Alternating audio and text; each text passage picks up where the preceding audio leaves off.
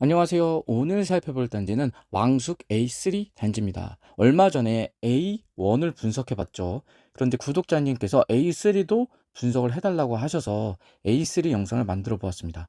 A3 영상을 아직 만들지 않은 이유는 A1보다 나빠서가 아니라 사실 A3 물량이 정말 너무 안 돼요. 그래서 몇 개 없기 때문에 저는 사실 이걸 패스하고 싶었는데 A3가 솔직히 입지상으로 A1보다는 낫습니다. 그래서 한번 분석해 봤습니다. 자, 위치는 경기도 남양주시 1패동에 위치해 있습니다. 입주 시기는 30년 5월, 세대수는 686세대예요. 여기서 분양 물량이 특별 공급은 61세대, 일반 공급은 20세대 나옵니다. 진짜 얼마 되지 않죠. 분양가는 자, 요렇게 5구 타입은 5억 2천, 84 타입은 7억 3천. A1보다 살짝 비싼 느낌이죠. 한 3천에서 4천만 원 정도 더 비쌉니다. 왜냐? 입지가 조금 더 좋거든요. 자, 공고는 4월 30일 날 나왔고요. 특별 공급은 5월 26일 날 하게 됩니다. 필요 자금은 1억 7천에서 2억 정도 현찰이 필요해요. 왜냐? 여기는 LTV가 70% 적용이 됩니다. 그래서 요 정도 금액만 있으면 되는데 만약에 입주 시점에 감정평가액을 좀 더 후하게 받으면 자, 필요 자금 이거보다 덜 하게 됩니다. 저는 좀 보수적으로 계산을 했어서 요건 뒤에서 보여드릴게요. 자, 시세 차익은 4억 정도 예상합니다. A3가 사실 왕숙 2지구에서 거의 대장급에 속하는 단지예요. 자, 그리고 제한상으로는 전매 3년, 실거주 의무 3년이 있습니다. 자, 요거 꼭 명심하시고요.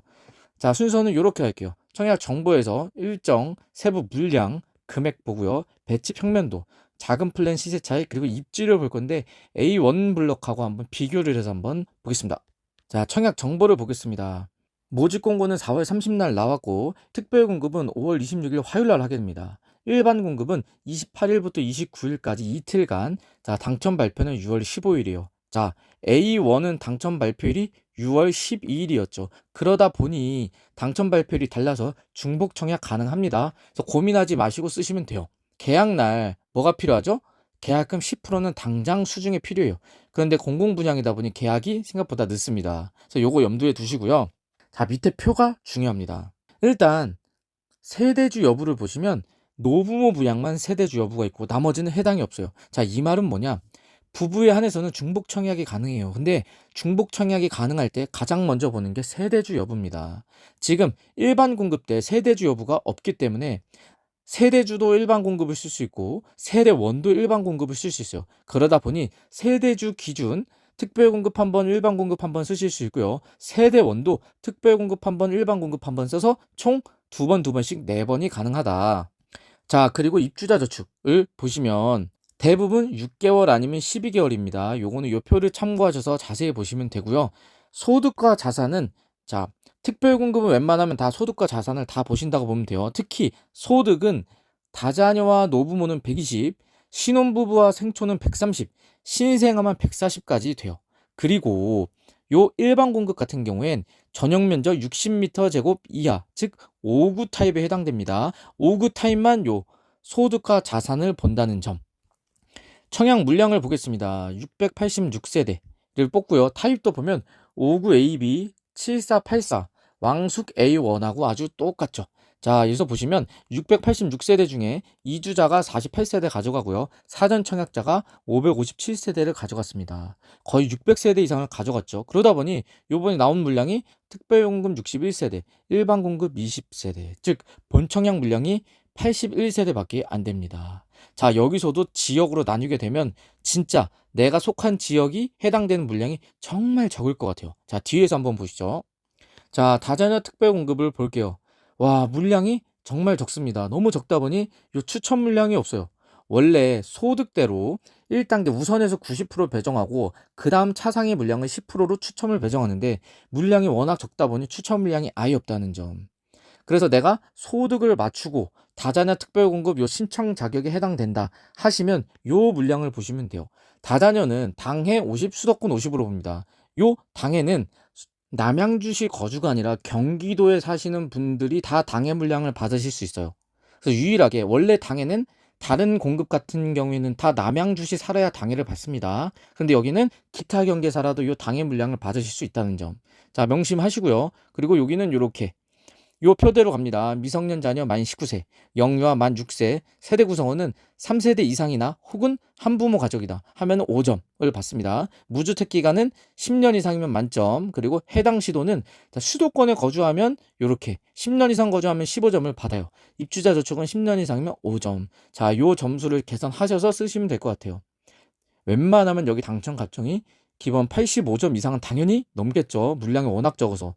요 수도권 물량 같은 경우는 90점 이상 되셔야 될 것 같아요. 신혼부부 특별공급 물량을 보겠습니다. 와, 여기도 물량을 보십시오. 세 가구, 한 가구를 뽑습니다. 84 타입은 아예 없고요. 그러다 보니 요 일반 물량, 추천 물량이 아예 없어요. 즉, 우선 70%에 해당하는 물량. 소득이 좀 작은 분들께 우선 70%를 배정하는데 이 맞벌이 120%까지 밖에 쓰실 수밖에 없습니다. 신혼부부 특별공급은 정말 팍팍하죠. 그래서 내가 소득이 120%를 넘는다 하시는 분들은 신혼부부를 쓰시면 안 돼요. 왜냐? 배정 물량이 없기 때문에. 그래서 신청 자격은 이렇게 보시면 될 것 같고요. 여기도 배점표로 선정을 해요. 자, 가구 소득 80% 이하면 1점 가산을 받고요. 자녀 수 3명 이상이면 3점. 해당 주택 건설 기적. 자, 여기는 남양주시에 해당됩니다. 그리고 주택 청약 납입 횟수 24회 이상이면 3점. 혼인 기간은 3년 이하가 3점, 3년이 넘을 시엔 2점, 5년이 넘을 시엔 1점. 이렇게 짧을수록 유리합니다. 자녀 나이도 어릴수록 2세 이하가 3점. 즉 혼인 기간이 짧고 어린 자녀가 많을수록 유리하다는 점. 자, 요거 명심하시고요. 보통 그래서 다자녀와 신혼부부를 고민하십니다. 그런데 물량이 워낙 적어서 내 점수 가점을 비교하셔서 쓰시면 될 것 같아요. 자, 다음으로 신생아 특별공급. 자, 여기는 그나마 6세대, 6세대, 3세대, 1세대. 추천 물량은 아예 없고요. 그나마 일반 한 가구 물량씩 있네요. 그래서 여기 보시면 여기도 이렇게 가점대로 가는데 여기 가점 보시면 신혼부부랑 비슷한데 자, 두 가지가 없습니다. 뭐냐? 자녀 나이. 신혼부부는 자녀 나이가 어릴수록 유리했는데 이거는 자녀 나이 어드밴티지 없고요. 혼인기간. 신혼부부도 혼인기간이 짧을수록 유리했는데 신생아는 없습니다. 즉 내가 혼인기간이 5년 이상이면 원래는 신혼부부 특공 때 분리했습니다. 그리고 내가 자녀가 다 나이가 5세 이상이다 하면 신혼부부 특공 때 분리했는데 신생아 특공은 요런 거 상관없이 요것만 보다 보니 요거를 잘 비교하셔서 쓰시면 될 것 같아요. 신청 자격은 심플합니다. 만 2세 영유아만 있으면 되고요. 6개월 이상 청약통장 당연히 있으실 거라고 봐요. 소득과 자산 당연히 충족해야 되고요. 자, 그래서 요 표를 보시고 내가 최소 11점 이상은 되셔야 될 것 같아요. 그래서 11점 이상이 되신다 하면 노려보시면 될 것 같아요. 여기는 점수가 심플하다 보니 웬만하면 다 10점 이상이십니다. 11점 되셔도 아마 여기 내에서도 추첨 경쟁을 할 것 같아요. 자, 다음으로 생애최초 특별공급을 보겠습니다. 여기는 다른 특별공급과 다르게 배점표가 없어요. 즉 애매하다, 아이가 없다 하시는 분들은 다 생애최초로 가시면 돼요. 자, 보시면 물량이 여기도 마찬가지로 너무 적어요. 그러다 보니 추천 물량 없어요. 그리고 일반 20%요. 여기 소득에 해당되시는 분들은 요 59 A타입과 59 B타입만 쓰셔야 돼요. 74, 84 쓰시면 안 됩니다. 물론 평면도도 따져야 되지만 요 당해 물량이 두 세대, 요 한 세대 있는 게 정말 큽니다. 그래도 요걸 보시고 59 타입 고민하시는 분들은 59 A 타입 쓰시는 게 낫고, 뭐 74 타입을 쓰시면 비교 대상이 없기 때문에 그냥 74 타입 쓰실 수밖에 없겠죠. 사실 물량이 너무 적어서 눈치 싸움 할 것도 없습니다. 다음으로 일반 공급을 보려고 합니다. 일반 공급은 역시 물량이 많지 않아요. 그나마 59 A 타입이 8가구나 되다 보니 추천 물량이 딱 한 세대 당해로 있네요.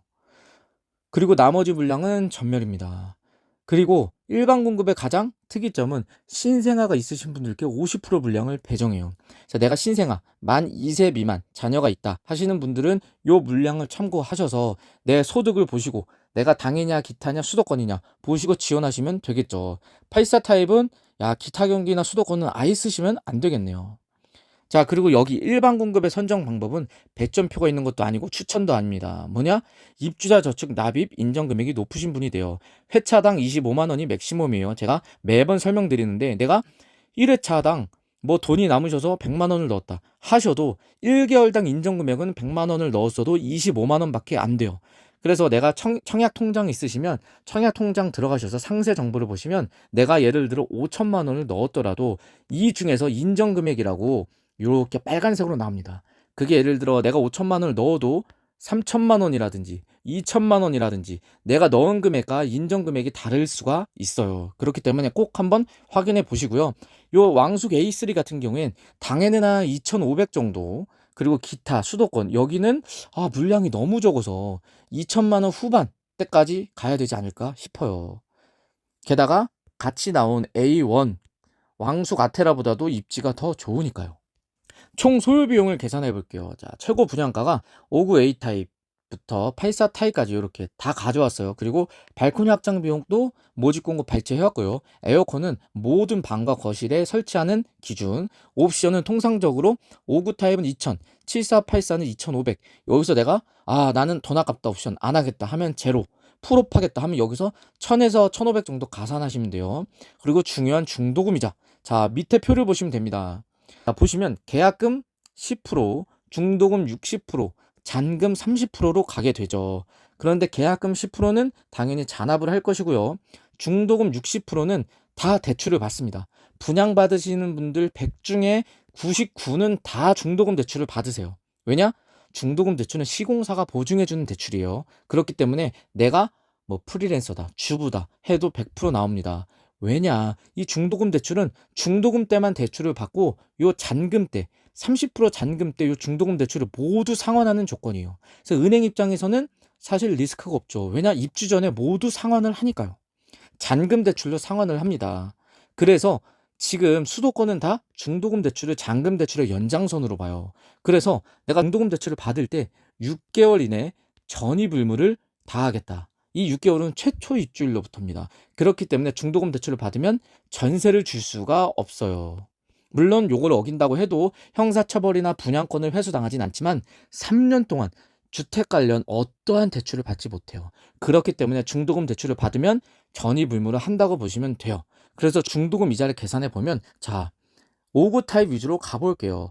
회차당, 자, 회차당 중도금 10%니까 5,260만 원이 되고요. 중도금 이자를 5%를 잡았어요. 그럼 0.05. 근데 이게 연이자니까 11로 나누면 월이자. 자, 1회차가 27년 12월에 납부하는데 30년 5월에 입주 예정입니다. 그러면 약 2년 하고도 5개월 후에 입주죠. 그렇다 보니 29번 납부하게 돼요. 계산하면 636만 원. 요렇게 1, 2, 3, 4, 5, 6회차 다 계산해서 더하면 이자만 숨만 쉬어도 2,100만 원이 나가는 겁니다. 그래서 그걸 여기다 넣고, 자, 분양가를 제외하고 요 발코니부터 에어컨 옵션 중도금 이자가 부대 비용입니다. 요걸 다 더하면 총 소요 비용이 나와요. 즉 분양가 대비 약 6천만 원 정도 가산이 됩니다. 84 타입은 평형이 좀 크다 보니 7천만 원 정도 가산이 되고요. 자, 그리고 배치도를 짧게 볼게요. 자, 여기가 왕숙 2지구입니다. 여기 내에서 A3가 여기에 있어요. 자, A1은 여기였죠. 아테라. 좌측 끝에 위치해 있었어요. 그러다 보니 요 1폐역과 거의 한 800m 거리 나와요. 하지만 A1의 장점은 초중학교가 바로 길 건너에 있다. 자, A3의 장점은 뭘까요? 바로 1폐역과 400m 거리입니다. 요 정도면 완전 역세권이죠. 1폐역이 게다가 환승역이 될 예정이죠. 그러다 보니 너무 좋습니다. 그리고 자, 여기 배치도를 보시면 남동향, 남서향을 보게끔 나왔죠. 그리고 요 코너 부위에 위치한 게 바로 타워형처럼 보이죠. 자, 요 코너 부위에 위치한 5구 B타입이 됩니다. 당연히 5구 B타입은 타워형이겠죠, 안 봐도. 그리고 앞쪽에는 C1 블록, 이게 바로 주상복합 용지입니다. 그래서 요 앞라인, 특히 요렇게 1호 라인 같은 경우엔 남동향을 보죠. 이렇게 남동향을 보는 앞라인은 주상복합의 뷰가 많이 가릴 것 같아요. 그리고 요 남서향 302동, 요 남서향 301동 남서향, 여기는 그나마 이쪽을 봐서 그나마 괜찮겠죠. 여기 업무지구가 있지만 그렇게 높게 지어지진 않을 것 같아요. 그리고 요 뒷동 같은 경우엔 A30 블럭이 있습니다. 여기도 주거 공간이죠. 그래서 여기 바로 좌측에 아파트가 또 들어서요. 그래서 요 뒤에 끝동 같은 경우에는 뻥뷰가 나올 것 같아요. 왜냐? 요 뒷동은 녹지가 있으니까요. 301동과 308동 같은 경우엔 요 A30 블럭에 의해서 뷰가 살짝 막힐 것 같습니다. 그래도 요 사이뷰로 뻥뷰는 조만 가능할 것 같아요. 다음으로 평면도를 볼게요. 자, 5구 A타입 역시나 4베이 판상형, 5구 B타입은 아까 예상했듯이 타워형입니다. 코너 5구 A타입 기준으로 4베이 판상형 설명드릴게요. 자, 4베이 판상형이란 거실 필두로 방 3개가 향해 같아요. 그래서 창 4개가 같은 향에 대해서 4베이요. 그래서 거실이 남향이면 모든 방이 남향을 봅니다.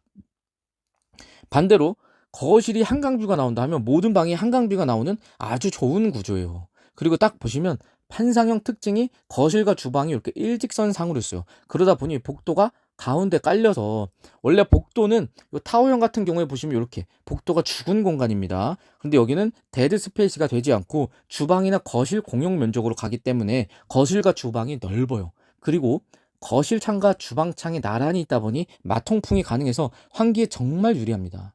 그리고 4베이 판상형이 좋은 게 뭐냐면, 원래 3베이 판상형은 이렇게 하나 둘 세 개만 이루어져 있어 3베이가 되고요.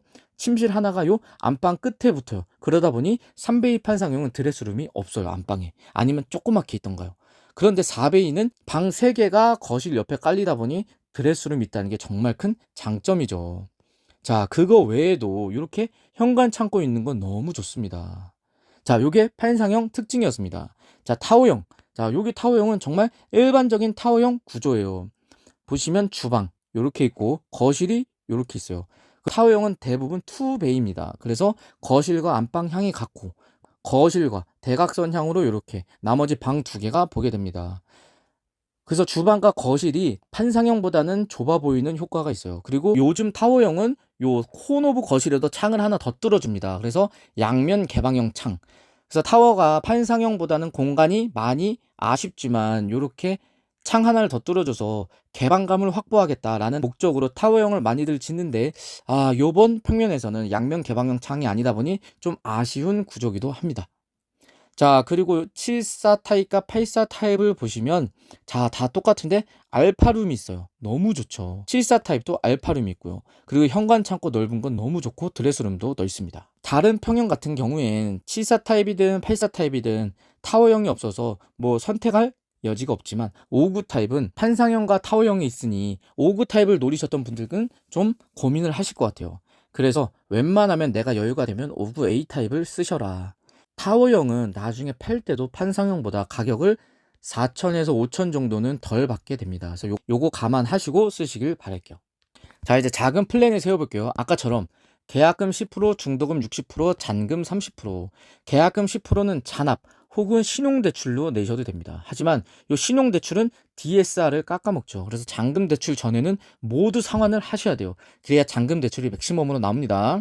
그리고 요 중도금 60%는 말씀드렸다시피 다 중도금 대출을 받아요. 대신 요 잔금 때 중도금 대출을 다 상환을 해서 중도금 대출이 잔금 대출로 변경이 되는 겁니다. 그래서 요 잔금 때는 잔금 대출을 받고 모자란 금액을 현금으로 내게 돼요. 자, 이 잔금 때 보시면 계약금 10%를 제외한 모든 금액을 잔금 때 내게 돼요. 자, 중도금 60% 원금, 잔금 30% 원금, 중도금 대출 이자, 그리고 내가 선택한 옵션 모두 이 잔금 때 내다 보니 어마어마합니다. 그래서 잔금 대출을 받고 모자란 돈 내 현금을 합해서 요 잔금을 다 갚게 되는 거죠. 그래서 자, 여기 표를 보시면 제가 대출 맥시멈 금액을 정해봤어요. 여기는 비규제 지역이다 보니 LTV 70%까지 나옵니다. 자, LTV 70은 어떤 기준으로 나올까요? 분양가 기준일까요? 아닙니다.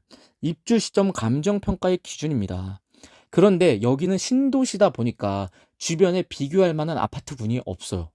그렇기 때문에 지금 이 시점에서 감정평가를 매기가 너무 힘들어요. 그래서 저는 분양가의 소요비용, 부대비용을 다 더한 아까 앞서 계산한 총 소요비용 기준으로 계산을 해봤어요. 아마 입주 시점 감정평가액은 입주 시점 때 아마 요거보다는 더 잘 나올 거예요. 그 말인 즉슨 대출 금액이 제가 계산했던 것보다 많이 나올 것 같다는 말이에요. 그래도 저희는 보수적으로 계산하는 게 맞겠죠. 괜히 대출이 더 잘 나온다고 했다가 입주 시점에 대출이 안 나오면 진짜 큰 낭패니까요. 자, 그래서 총 소요비용 대비 LTV 70을 곱하면 자, 대출 가능 금액이 이렇게 나와요. 그래서 요 소요비용에서 대출 가능 금액을 제하면 필요 금액이 나옵니다. 그래서 59 타입은 1억 7천, 74 타입은 2억 1천, 84 타입은 2억 4천이 나오네요. 자, 그리고 이제 전세를 줄 때 사실은 이론적으로는 줄 수 있어요. 하지만 현실적으로는 안 돼요. 왜 안 되는지 한번 설명드릴게요. 자, 첫 번째 이유. 중도금 대출을 받으면 안 돼요. 아까 말씀드렸죠. 중도금 대출을 받으면 최초 입주일로부터 6개월 이내 전입 의무가 생긴다는 거. 자, 두 번째. 올 현금 세입자를 구해야 됩니다. 이 말이 뭐냐? 여기는 627 대책 때문에 소유권 이전 전세 대출이 금지됐어요. 즉, 분양 아파트 잔금을 세입자 전세 보증금으로 내가 메꾸려 하면 세입자가 전세 대출을 받지 못합니다. 어? 그럼 세입자 입장에선 내가 이 아파트를 들어가려는데 집주인이 대출을 받지 못하게 하는 겁니다. 그러면 세입자가 들어오고 싶을까요? 들어오고 싶어도 못 들어가죠. 100% 현금이 있어야 되는데. 예를 들어 전세가 5억이다. 그럼 5억 전체 현찰을 들고 있는 세입자를 만나야 됩니다. 쉽지 않죠. 게다가 여기는 실거주 의무가 있는데 최초 입주일로부터 3년간 유예를 해주죠. 윤석열 정부가 이걸 풀어줬죠. 그렇기 때문에 전세 한 바퀴가 2년이기 때문에 전세 한 바퀴만 돌리고 세입자를 내쫓아야 돼요. 그래서 내가 중도금 대출을 안 받고 올 현금 세입자를 구했다고 하더라도 그 세입자가 전세 한 바퀴만 살고 나가야 되는 겁니다. 솔직히 현실적으로 쉽지 않죠. 게다가 신도시 특성상 여기 입주할 때 지하철역이 뚫렸을까요? 제 예상엔 안 뚫렸습니다. 학교가 개교를 했을까요? 간당간당합니다. 주변에 편의점이나 마트가 들어왔을까요? 안 들어왔습니다. 즉 신도시 특성상 어떠한 인프라도 갖춰져 있지 않았을 거예요. 그런데 전세가 들어올까요? 아니요. 그렇기 때문에 전세 플랜보다는 실거주 한다는 마인드로 플랜을 짜시길 당부드립니다. 자, 다음으로 시세 차익을 한번 짜볼게요. 자, 왕숙 A1 때도 제가 말씀드렸는데 비슷한 내용을 또 한번 설명드리게 되네요. 자, 아파트 값은 사실 서울과 가까운 거 위주로 가게 돼요. 그래서 보시면 자, 여기가 다산 지금지구 안 보이지만 여기가 다산 진건지구입니다. 바로 옆이 왕숙 2지구요. 보시면 다산지구와 왕숙 2지구가 바로 밑에가 서울이죠. 서울과의 물리적 거리가 비슷해요. 그래서 저는 다산지구와 왕숙 2지구가 가격이 비슷할 거라고 봐요. 하지만 왕숙 2지구가 다산 진건보다는 높아질 거라고 봅니다. 초기 때는 비슷하더라도. 왜냐? 왕숙 2지구에 9호선이 들어오니까요. 지금 다산지구는 8호선에만 의지하고 있죠. 그래서 아마 9호선이 생각보다 많이 느려질 거예요. 하지만 9호선이 착공이 되고 완공이 되는 시점에는 왕숙 2지구가 다산지구를 훨씬 뛰어넘을 거라고 저는 자신합니다. 그래서 보시면 자, 진건지구는 말씀드렸다시피 8호선에만 연장해요. 하지만 왕숙 2지구는 중앙선과 9호선 환승역이죠. 하지만 진건지구의 장점은 자, 땅덩어리가 왕숙 2지구보다 넓어 보이죠. 10만 명. 하지만 왕숙 2지구는 4만 명밖에 안 돼요. 자, 진건지구 아파트 연식을 보시면 18년에서 21년도 입주입니다. 왕숙 2지구는 29년에서 32년, 약 10년 터울이 나요. 그래서 입지가 비슷하다고 할지라도 아파트 연식이 10년 차이 나기 때문에 여기에도 아파트 차이가 당연히 나겠죠.